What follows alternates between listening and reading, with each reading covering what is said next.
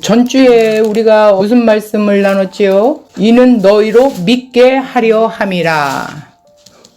뭘 믿게 하려 함이라고요? 예수를 믿게 하려 하는 부분이죠. 예.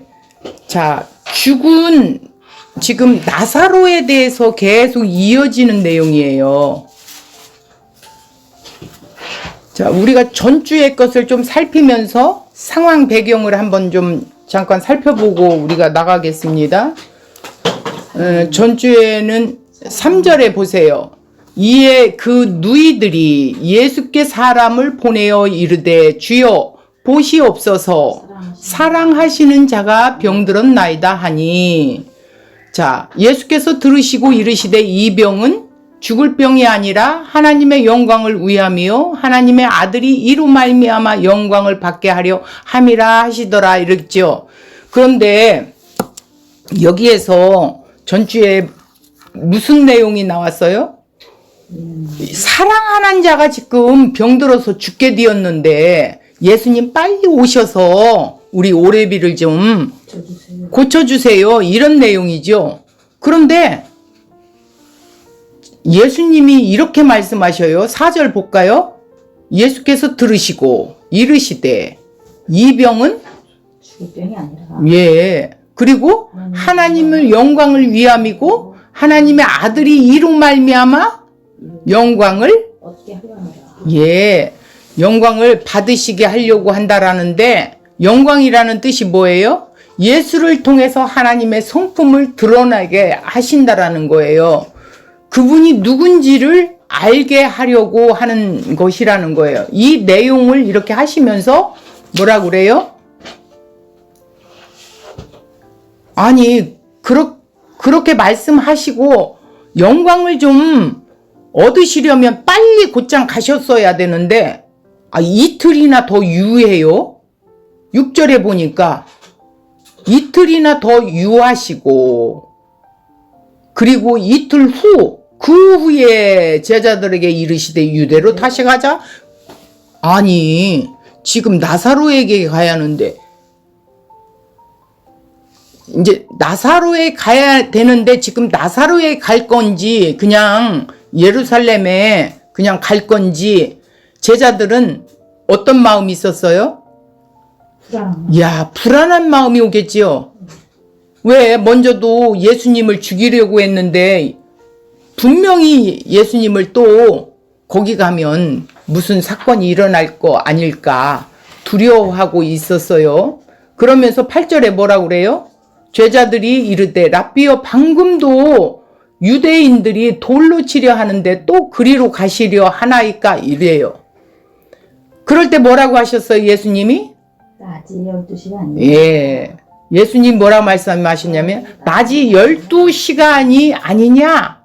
사람이 낮에 다니면 이 세상에 빛을 봄으로 실족하지 아니하고 밤에 다니면 빛이 그 사람의 안에 없는 거로 실족하느니라. 이 말씀을 하셨죠. 자, 낮에 다닌다라는 말은 무슨 뜻이냐면 예수님이 뭘 오셨어요? 빛으로 오셨어요. 예, 빛으로 오셨다고 요한복음 1장부터 기록되어 있어요. 자, 빛으로 오신 분이 지금 여기 계신데 어둠이 너희를 언습할 수가 없어 이런 소리예요.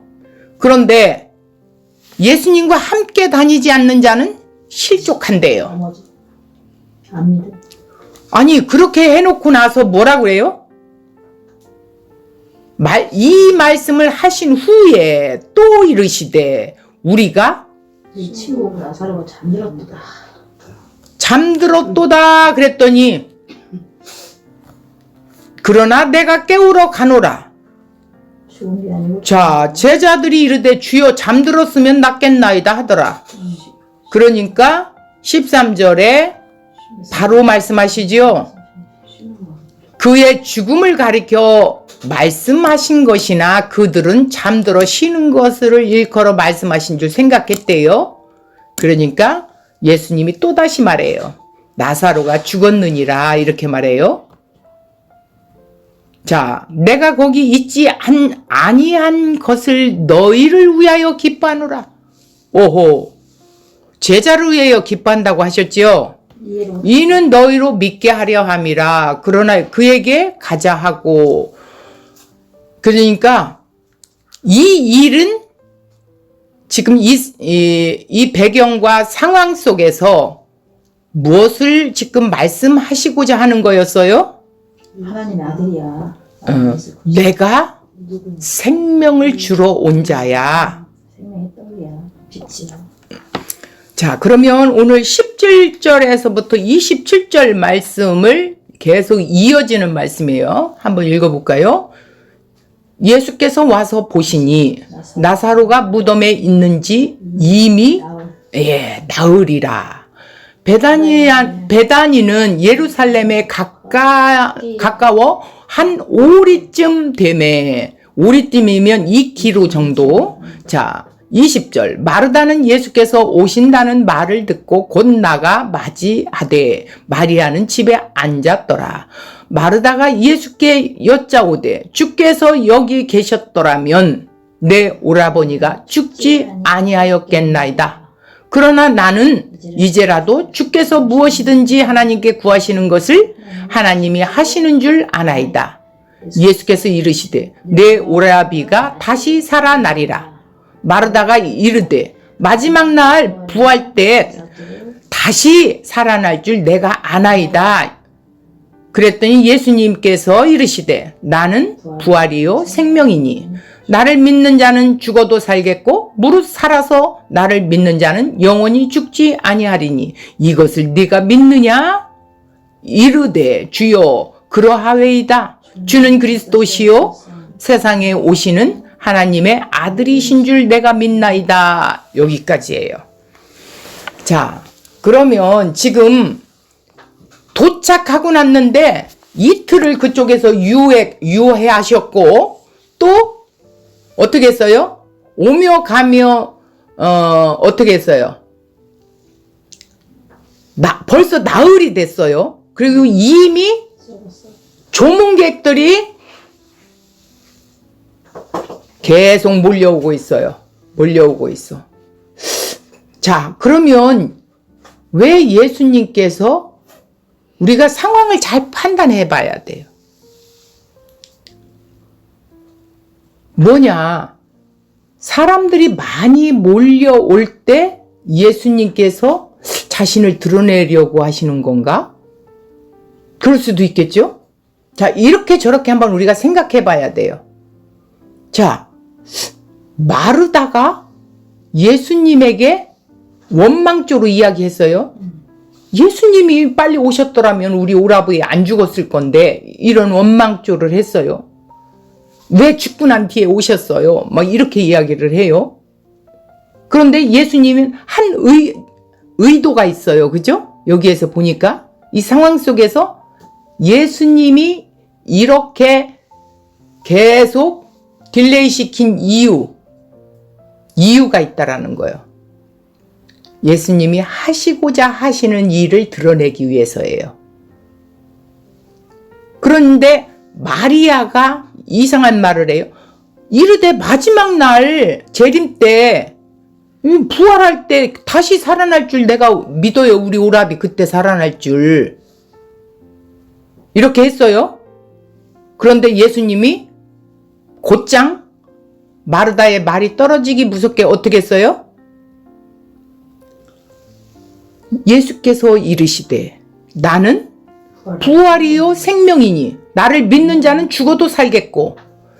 자, 여기서 우리를 한번 좀 생각해 봐요. 우리는 지금 부활했나요? 안 했다고 하죠. 안 했다고 하죠. 근데 대부분 그리스도인들이 우리는 부활하지 않았다라고 생각을 해요. 왜냐하면 예수님이 오셔서 재림 때 부활할 거라고만 생각을 해요. 그러니까 예수님하고 같이 우리도 부활한 거죠. 자, 그런데 그 얘기를 지금 보세요. 여기서 마르다는 재림 때 우리 오라비 살 거 내가 믿어요. 우리도 그때 다 부활할 거 믿어요. 이랬는데 예수님이 즉시 나는 부활이요? 생명이요? 생명이니 이랬어. 그러면 예수님 자체가 부활이고 생명이래. 그러니까 우리도 똑같아. 그러면 예수님이 지금은 십자가에 달리시지는 않았어요. 근데 내가 부활이고 생명이라는 거야. 내가 십자가에서 죽고 부활하면 나도 함께 죽었고 함께 부활했죠. 이게 부활한 걸로 봐야 된다라는 거예요. 근데 마르다는 부활한 걸로 보지 않고 재림 때 부활할 거라는 걸로 믿고 있어. 그럼 구원 안 받았나? 그러니까 아직 마르다는 그냥 뭐예요? 지금 무리들과 똑같은 믿음을 갖고 있었어요. 그런데 즉시 예수님이 나는 부활이요 생명이니 나를 믿는 자는 살겠고 이렇게 했잖아. 그러니까 거기서 그 말씀 속에서 마르다의 눈이 열린 거야. 눈이 열리면서 고백이 나와요. 그러면서 예수님 계속해서 무릇 살아서 나를 믿는 자는 영원히 죽지 아니하리니 이것을 내가 믿느냐? 이렇게 하니까 이때 내가 믿느냐 할 때 이미 그에게 믿음을 주신 거예요. 선물의 믿음을 마르다가 그때야 받은 거예요. 그러니 즉시 이르되 그러하웨이다 주는 그리스도시요 세상에 오시는 하나님의 아들이신 줄 내가 믿나이다 이렇게 고백을 했어. 이거는 아무나 고백할 수 없는 내용이에요. 성령이 온 자들만이 입으로 고백할 수가 있어요. 자, 마태복음 16장 16절에 보면 베드로의 고백이 나오죠. 주는 그리스도시요 살아계신 하나님의 아들이시니이다. 바요나 시몬아 네가 복이 또다. 어떤 복? 믿음의 복. 이렇게 네 입으로 말하게 하신 이가 누군 줄 아느냐? 하나님 아버지야 이렇게 말하는 거예요. 그거를 믿게 해줬기 때문에 믿음의 고백이 나왔던 거예요. 베드로도. 오늘 마르다도 역시 이 상황 속에서 부활이 무엇인지 살아남이 무엇인지 생명이 누구에게 있는지를 이 상황을 통해서 이 배경과 상황을 통해서 예수님이 하고자 하신 의도가 뭐냐? 나는 하나님의 아들 그리스도로 이 땅에 왔어. 그리고 뭐야? 내가 생명을 주는 자야. 내 백성을 구원하러 온 자야. 이것을 이 성경을 어떻게 했다고요? 이것을 알게 하기 위해서 썼다고 그랬잖아요. 자, 요한복음 20장 30절에서 31절 한번 찾아봐요. 전에도 찾았지만 계속 우리는 반복해서 봐야 돼요.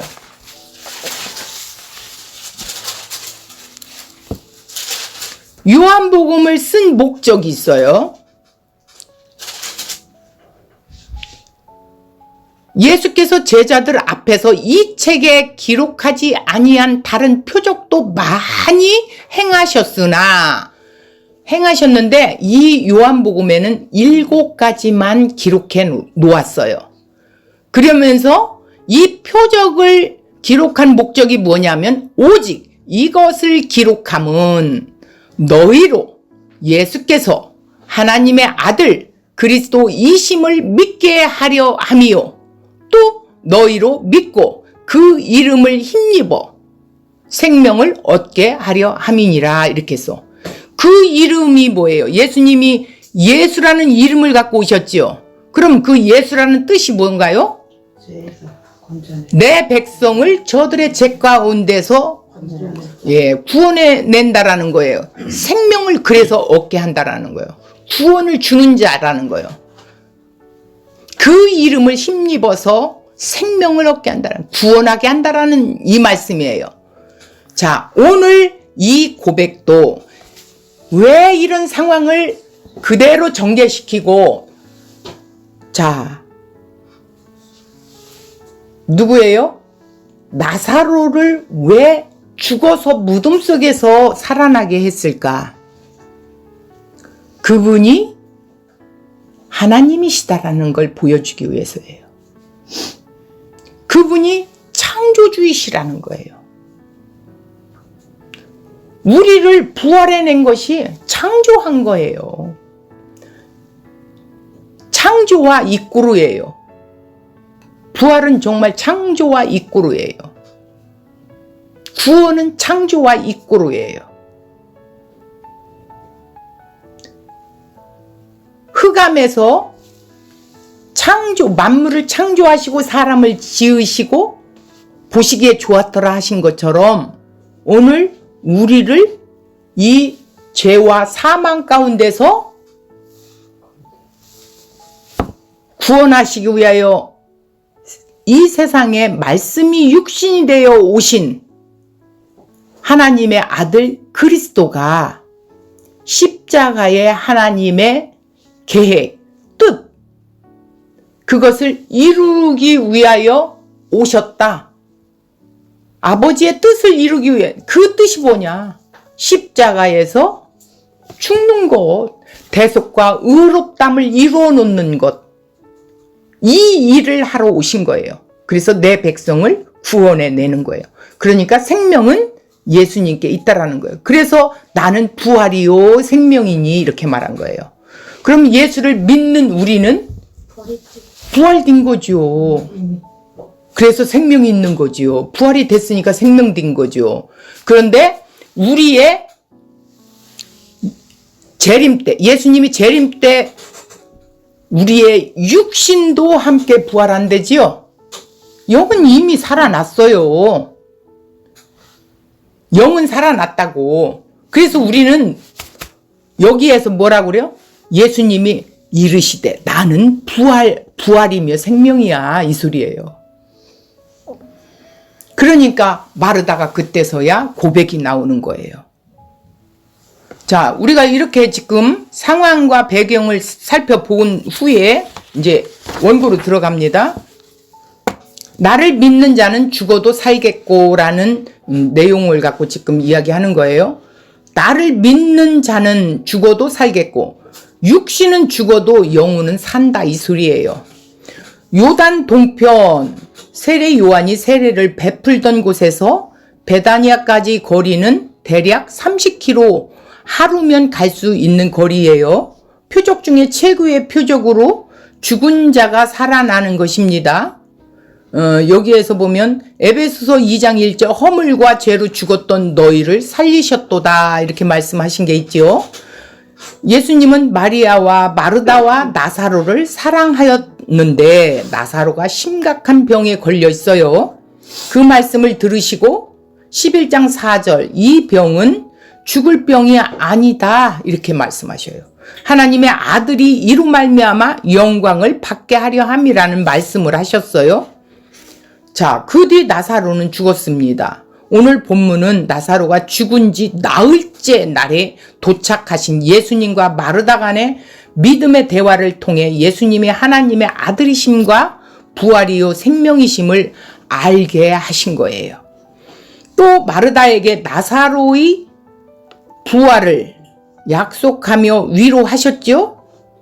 예수님과 제자 일행이 드디어 베다니에 도착했어요. 17절 보겠습니다. 예수께서 와서 보시니 나사로가 무덤에 있는지 이미 나으리라. 이틀 후 지나서 뭐 또 오고 가는 길에 이렇게 시간이 걸렸겠지요. 자, 16절 도마가 뭐라고 말했어요? 우리도 주와 함께 죽으러 가자 이렇게 말했었지요. 16절에. 왜냐하면 예수님을 돌로 쳐 죽이려는 사람이 많이 있었기 때문에 정상적이라면 갈 수가 없었던 곳이에요. 그런데 그곳에 예수님이 다시 가셨습니다. 인간적으로 생각하면 참으로 안타깝죠. 살아있을 때 왔으면 얼마나 좋겠습니까? 예수님이 도착하였을 때는 이미 장사 지낸 지 나흘이나 지냈어요. 유대 나라의 장례 문화는 죽으면 바로 장례를 치른대요. 우리는 3일 후 해야지요. 뭐 3일장, 이틀장 막 이러죠. 그러므로 나흘 전에 장례를 치렀다는 말입니다. 주님이 천천히 온 것이 더 큰 은혜를 받을 수 있도록 만드신 우연이 아니라 하나님의 섭리였었어요. 나흘이란 나사로를 다시 살리신 것이 얼마나 큰 권능과 표적을 말하기 위해서 사실 그대로 지적한 것입니다. 무덤에 있는지 나흘째니까 무엇 할 수 있겠습니까? 인간적으로는 아무것도 할 수 있는 일이 없겠지요. 그런데 우리는 우리가 소원대로 내가 원하는 대로 하시는 분이 아니라 주님은 우리의 소원이나 우리의 원대로 하지 않는데요. 하나님의 영광을 위해서만 일을 하신대요. 18절 베다니는 예루살렘에서 가깝기 한 오리쯤 뒤에 많은 유대인이 마르다와 마리아에게 그 오라비의 일로 어떻게 조문하러 왔지요. 유대인들이 위문차 많이 온 것은 베다니는 예루살렘에 가깝기가 한 오리쯤 한 2km 그렇게 되기 때문에 여기서 말하면 한 서대전 사거리 나사로를 부활시키는 예수님이 누구신지를 보게 하시려는 의도였다라는 거예요. 유대인들은 당일 장례하기 때문에 모르고 지나가는 사람들이 장례를 치른 뒤 일주일까지 계속 문상을 온대요. 왜냐하면 그날 치러버리니까. 나흘쯤 됐으니 예루살렘 거리가 오리밖에 되지 않으니 많은 사람들이 북적거렸을 거라는 거예요. 이 말씀을 보면 마르다와 마리아는 사람들에게 상당히 인정을 받았다는 사실을 알게 되겠죠. 관계가 좋았었나 봐요. 20절 마르다는 예수님께서 오신다는 말을 듣고 곧 나가 맞이하되 마리아는 집에 앉았더라. 기다리고 기다리던 주님께서 오셨습니다. 그러니 얼마나 기뻤겠습니까? 어떻게 주님을 영접해야 할까요? 마르다는 뛰어나가서 주님을 영접했고 마리아는 집에 앉아 있는 반응을 보였습니다. 마르다는 성격이 외향적이고 활동적이며 개방적인 모습을 갖고 있고 마리아는 조용하고 내성적이고 소극적인 스타일을 갖고 있었다는 것을 알 수가 있어요. 마르다는 자신의 감정을 솔직하게 드러내는 스타일로 마음 깊숙이 자리 잡고 있던 꽁한 것을 털어놔버리는 거예요. 문상은 사람들을 맞던 마르다가 예수님이 도착하셨다는 말을 듣고 급히 나가 예수를 맞이하지요. 21절 마르다가 예수께 여짜오되 주께서 여기 계셨더라면 내 오라버니가 죽지 아니하였겠나이다.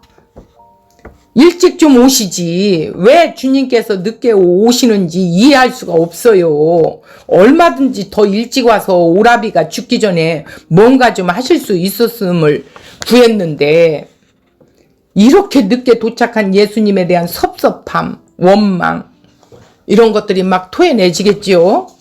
그러니 원망하고 불평한 것이 아니겠습니까? 섭섭한 것도 있고요. 왜 이렇게 반응을 보일 수밖에 없는 것입니까? 예수님을 온전히 믿지 못하기 때문이었어요. 우리도 잘 생각해보면 어떤 문제가 야기되었을 때 응답이 오지 않으면 이런 원망을 하게 되지요. 하나님 살아계십니까? 하고 22절 그러나 나는 이제라도 주님께서 무엇이든지 하나님께 구하시는 것을 하나님이 주실 줄 아나이다 이랬어요. 예수님은 지금이라도 기도하면 무엇이든지 다 이루실 줄 전능하신 분이라는 것을 잘 알고 있다라는 거예요. 우리 성경 지식 정확하게 알고 있고 또 믿음의 지식을 정확하게 알고 있고 신학적으로도 정확하게 알고 있습니다. 그리고 입술로는 전능하사 천지를 만드신 하나님 아버지 내가 믿사오며 이렇게 나고 고백도 해요. 그러나 내게 그런 일이 부딪혔을 때는 내가 알고 있는 믿음을 가지고 나의 계산으로 하나님 앞에 나아가게 돼요. 내 믿음으로. 이 말을 오해하면 안 돼요. 이 말씀만 놓고 보면 굉장한 믿음 같지요? 그러나 죽은 나사로가 살아날 것을 믿는 것처럼 느껴집니다. 마르다는 지금도 예수의 능력에 대한 기대를 포기하지 않고 있어요. 이전에 예수가 죽은 자를 살리셨다는 것을 알고 있었기 때문일 것입니다. 23절 예수께서 이르시되 내 오라비가 다시 살아나리라. 지금 다시 살 것이라고 분명히 말씀했어요. 지금 현재 마르다가 이르되 마지막 날 부활 때 다시 살아날 줄 내가 아나이다. 마르다는 어떻게 했어요? 예수님은 현재 지금 이야기했는데 마르다는 미래를 생각하고 있어. 우리하고 똑같아. 네. 믿습니다라고 한 것이 아니라 내가 하나이다라고 했어요. 죽은 자가 살아날 수 없다는 것은 당연한 것입니다. 마지막 날 부활할 것을 믿는 것은 좋은 믿음입니다. 주님께서 더 큰 믿음을 원했습니다. 한계를 뛰어넘는 인간적이고 이성을 뛰어넘는 믿음을 원했습니다. 인간적인 믿음으로 되는 것이 아니라 주님이 주신 선물의 믿음이 있어야 된다라는 거예요. 우리는 할 수 없지만 전능하신 주님께서 하실 수 있는 것입니다. 예수님의 말씀은 이 세상 끝날의 부활을 의미하지 않고 어떻게 한다고요? 지금 행하시려는 나사로가 부활할 것을 가리켰습니다. 자, 그러나 마르다는 이 말씀을 세상 끝날에 있을 부활로 알았죠. 유대인들은 이 세상 끝날에 부활이 있을 것을 믿듯이 마르다가 그렇게 유대인들의 믿는 교리를 기억하였어요. 마르다는 교리는 알면서 예수님 자신을 충분히 몰랐던 것입니다. 25절 26절 예수께서 이르시되 나는 부활이요 생명이니 나를 믿는 자는 죽어도 살겠고 무릇 살아서 나를 믿는 자는 영원히 죽지 아니하리니 이것을 네가 믿느냐? 네가 믿느냐? 이렇게 마르다에게 예수님이 말하고 있어요. 예수님께서 자기의 비범하신 메시아 권위에 대하여 알려주시는 자기 주장이죠. 예수님 자신의 주장이에요. 그리고 예수님께서 믿음을 선물로 주시고 믿느냐고 묻는 것입니다. 원어로 보면 그냥 나는 부활이요 생명이요가 아니라 나는 그 부활이요 그 생명이니라 이렇게 해야 맞다라는 거예요. 원어로는 그렇게 돼 있대요. 그가 들어간다라는 거예요. 그라는 관사는 뭐냐면 예수님 자신이 부활이고 생명이라는 사실을 밝혀주는 거예요. 성경은 하나님 자신과 예수님 자신만이 인간에게 영생이 된다고 말했어요. 오직 그에게만 죽지 아니함이 있고 그 자신이 바로 인생의 구원이 되신다라는 것이요. 인생의 구원은 예수님에게 있다라는 거예요. 인간은 영원을 사모하나 하나님 외에는 아무 다른 것도 그에게 만족을 줄 수 없습니다. 25절 26절 말씀 기록된 두 가지 말씀은 각각 다른 것을 설명하지 않고 같은 말을 두 번 이렇게 거듭 설명하는 거지요. 25절 26절 예수께서 이르시되 나는 부활이요 생명이니 나를 믿는 자는 죽어도 살겠고 무릇 살아서 나를 믿는 자는 영원히 죽지 아니하리니 이것을 내가 믿느냐? 이렇게 같은 내용이에요. 부활이고 생명이래요. 영원히 죽지 않는다라는 거예요. 자, 영원히 부활함으로 생명을 얻는 거듭나서 생명의 구원을 이미 받아서 하나님 나라를 누리고 있다라는 거예요, 우리가. 그러나 몸의 부활은 재림 때 일어날 것이죠. 그죠? 몸의 부활과 영혼의 부활이 있음을 증명하기 위하여 몸이 죽은 나사로는 어떻게? 나사로를 통해서 표적을 보여주시는 거죠. 자, 로마서 8장 11절 보겠습니다. 예수를 죽은 자 가운데 살리시니가 너희 안에 거하시는 그의 영으로 말미암아 너희 죽을 몸도 살리시리라. 자, 예수를 죽였지요. 유대인들 손에서 죽였지요. 그 가운데 하나님이 살렸죠. 살리신 이가 하나님이 살리셨어요. 너희 안에 우리 안에 거하시고 있대요. 성령으로.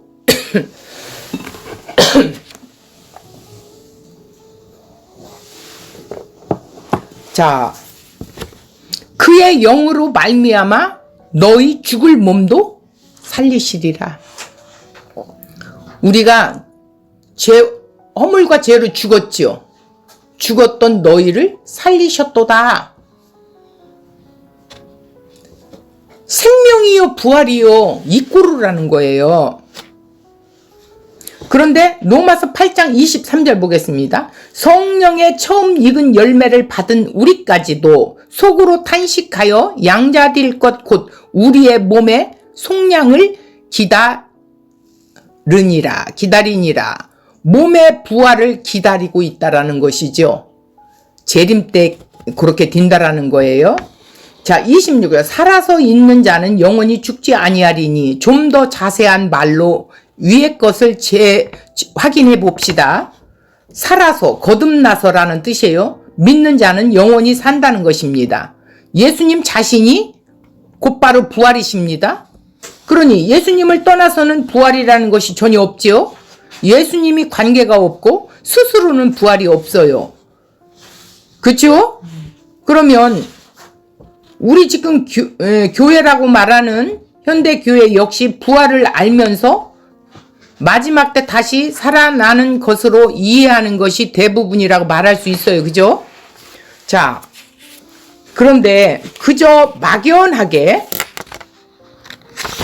막연하게 성경이 그렇게 된다고 말하기에 성경을 믿는 신자로 살아가는 이상 믿어야 하는 교리 정도로 인식하고 있는 것밖에 안 돼요.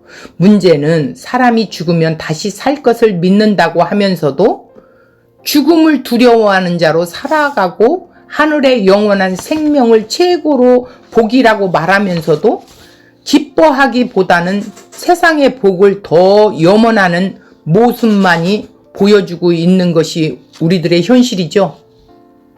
마르다는 부활에 대한 지식이 있었습니다. 그런데 과연 그 지식이 마르다의 삶에 어떤 영향을 주고 있어요? 지금 영혼이 부활하여 부활의 생명을 누리지 못하고 있는 것이에요. 이 부분에서 잘 생각해야 돼요. 예수님이 나는 부활이요 생명이니 했어요. 그러면 예수님이 내 안에 계시면 나는 이미 부활한 자요 생명이 있는 자예요. 내 영혼이 죽지 않는단 말이에요. 근데 마르다는 사람이 죽으면 마지막 때 다시 산다는 지식을 가지고 있었으면서도 예수님이 계시지 않음으로 나사로가 죽었다고 불평을 했어요. 이러한 것들이 말해주는 것은 신자가 안다고 하면서 아는 것으로 살아가지 못하고 믿는다고 하면서 믿음으로 살아가는 것이 아닐 수가 있다는 거예요. 잘 이해하셔야 돼요. 즉 믿음과 삶이 별개의 문제로 각각 구별되어져 있을 수 있다라는 것이에요. 나는 천국 백성이라고 하면서 죽어봐야 한다고 그러고 내 삶에 천국을 누리는 것이 없어. 누리지를 못하지. 하나님의 이끄심이 없어. 삶의 예배가 없어. 그런데 교회에서는 얼마나 충성하고 봉사하는지 몰라. 맞아. 내가 그랬어요. 내가 그렇게 살아왔었어요. 복음이 없을 때는. 복음을 알고 보니까 정말 무식하게 신앙생활을 한 거예요. 이 말을 들으면 이게 뭐야? 그럴 수도 있을 거예요. 그래서 예수님이 늘 말씀하시는 거예요. 들을 귀 있는 자는 들을지어다. 이 말이 뭐냐면 성령이 있는 자만이 들을 수 있는 귀가 열려진다는 거예요. 믿음의 고백이 나올 수 있고 예수님의 그 길을 따라갈 수 있다는 거예요.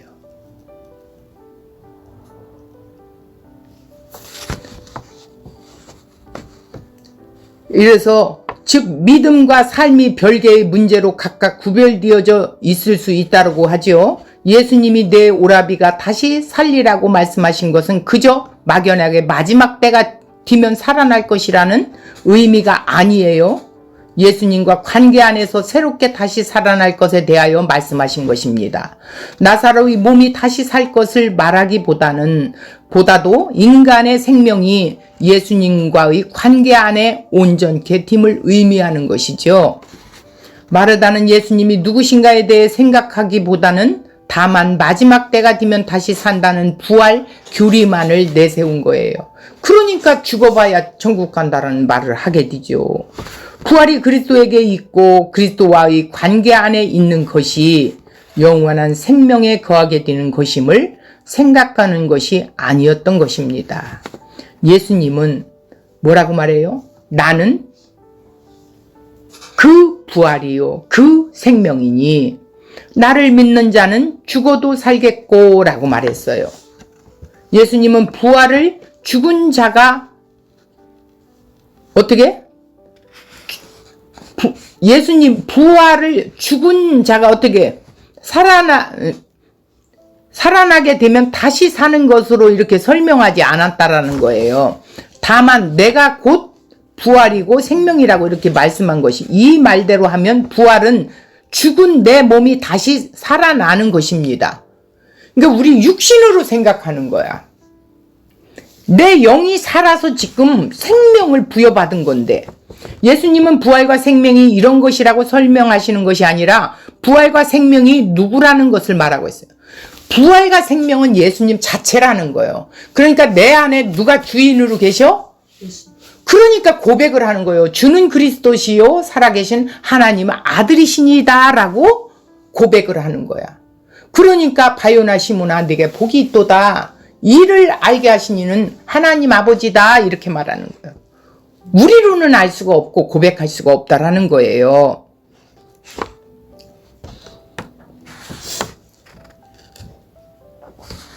자, 예수 그리스도가 부활이고 생명이시라면 예수 그리스도를 믿고 사는 것이 곧 부활이고 생명인 것입니다. 부활과 생명이신 예수 그리스도 안에 사는 것만이 부활과 생명이 있기 때문입니다. 나사로가 죽었다 할지라도 예수 그리스도가 그와 함께 하신다면 그는 죽은 자가 아니라는 거예요. 자, 다시 몸이 다시 살아나는 것을 부활로 이해하기 때문에, 이거 잘 들어요? 다시 몸이 살아나는 것을 보고 부활이라고 생각하기 때문에 마르다가 볼 때는 죽은 자에 지나지 않아요. 그죠? 마르다가 볼 때는. 나사로는 죽은 자로 불과해요. 그러니까 그래서 오라비가 죽기 전에 오시지 않은 것만 가지고 불평을 하고 있었죠. 예수님이 나는 부활이요 생명이라고 하신 것은 예수님 존재 이유가 부활과 생명이 있음을 뜻하는 것인데, 병을 고치기 위해 오신 것이 아니라 사망을 일으켜 생명을 위해 오셨다라는 거. 예수님에게서는 우리의 육신 문제를 구할 수가 없어요. 이것을 아는 것이 예수님이 누구신가를 아는 것입니다. 예수님은 내 육신의 문제를 해결하기 위해 오신 분이 아니라 어떻게 해요? 하나님께서 인도하시는 대로 순종하는 것이 예수님이 누구신가를 알고 그분에게 순종하는 것이에요. 그럴 때 그는 세상에서 뒤어지는 일로 인해서 예수님을 원망하지 않아요. 어떤 상황이 벌어져도 원망하지 않습니다. 예수님은 나의 육신을 위해 오신 분이 아님을 알기 때문에 내가 육신적으로 힘들고 어려울 때 도우시지 않았다는 것으로 원망하지는 않는다라는 것입니다. 이게 믿는 자의 삶이에요. 삶의 예배예요. 이것이 예수님이 누구신가를 아는 믿음으로 인해서 얻어지는 삶의 유익이라고 말할 수 있어요. 그래서 거듭난 신자는 나중에 죽으면 천국 간다거나 마지막 때 부활되는 수준에서 벗어난 신앙이어야 한다라는 거예요. 여기에서 우리가 짚고 넘어가야 돼요. 정말 거듭난 신자라면 죽어봐야 천국까지 마지막 때 부활하는 거 맞아. 이렇게 보면 안 된다라는 거예요. 그러면 천국을 누리지 못해. 이러한 것은 단지 마지막 때 어떻게 된다는 것을 알고 있을 뿐이지 현재를 살아가는 것과는 아무 상관이 없다라는 걸로 밖에 안 돼요. 다시 말하지만 중요한 것은 뭐라고요? 예수 그리스도가 누구신가를 분명히 아는 것이에요. 그분이 부활이고 생명이래요. 예수님이 세상에 오셔서 하신 일, 하나님의 뜻과 계획, 그에 의한 것이지 우리가 원하는 대로 해주시는 분으로 오신 게 아니라는 거예요. 자, 그런데 우리가 이 점을 생각하지 않기 때문에 예수님이 누구신가를 생각하기보다는 뭐예요? 그냥 예수님이 내가 원하는 거 해주시고 그러는 분으로만 찾고 내 현실의 문제 막 죽도록 기도하면 밤새도록 기도하면 응답해 주시는 분으로만 찾고 계시는 거예요. 사망에 처한 내 영혼을 예수님이 부활로 일으키신 거예요. 이 은혜를 마음에 두고 살아가는 신자가 되어야 합니다. 그러므로 우리의 관심을 육신의 문제가 아니라 뭐에? 영혼에 둔다면 예수님으로 인해서 어떤 유익을 얻고 살아가는가를 능히 알 수 있어요.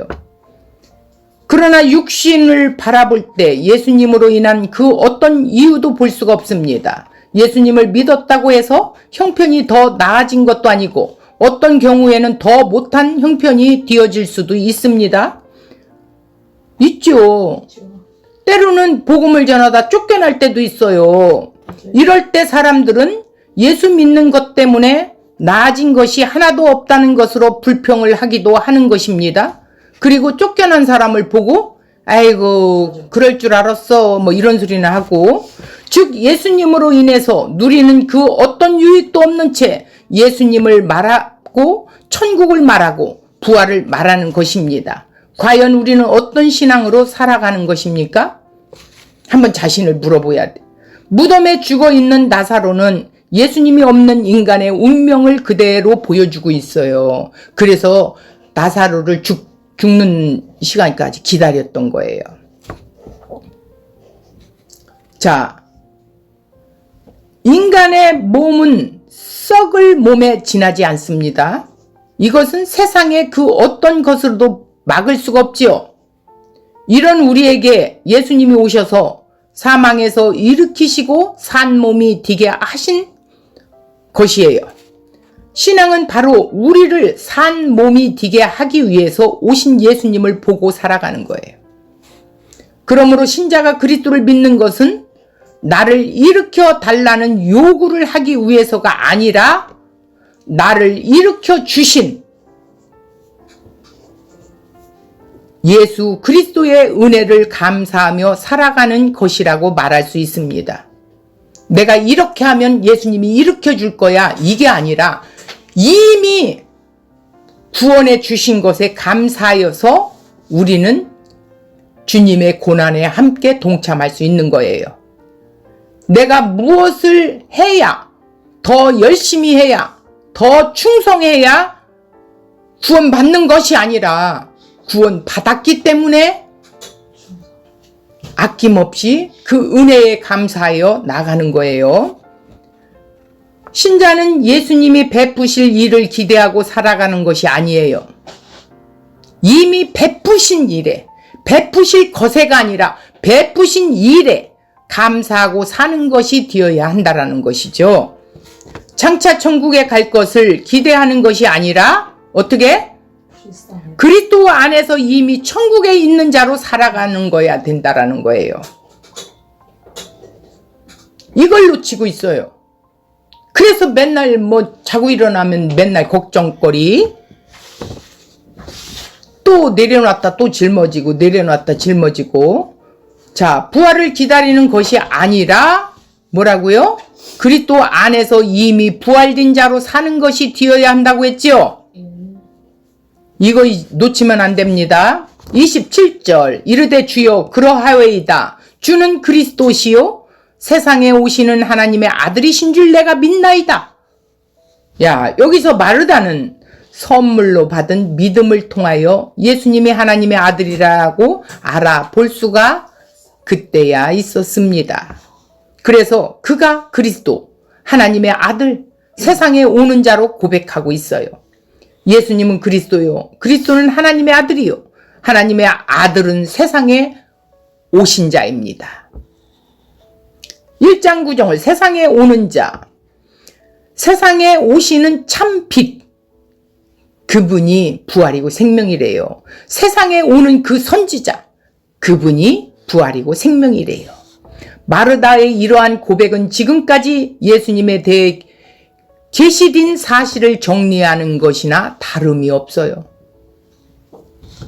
이미 예수님은 그리스도로 1장 41절에도 4장 25절에서 26절, 29절, 7장 31절, 41절, 9장 22절, 10장 24절에서 25절 하나님의 아들로 그렇게 표현되고 1장 34절, 49절, 5장 25절 세상에 오시는 분으로 했어요. 1장 9절, 6장 14절로 계시되었기 때문에 그녀의 고백은 타당한 고백이다.